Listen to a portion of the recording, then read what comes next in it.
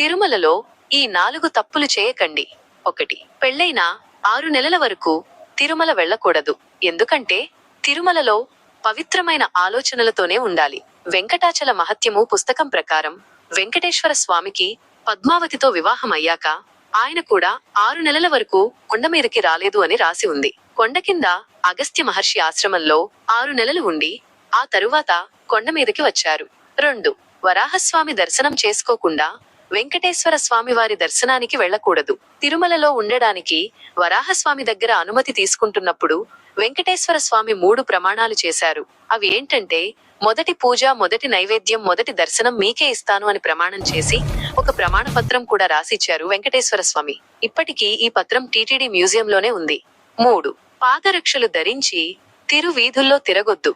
ఎందుకంటే ఆ కొండంతా అత్యంత పవిత్రమైన సాలగ్రామ శిల కాబట్టి. 4. తిరుమల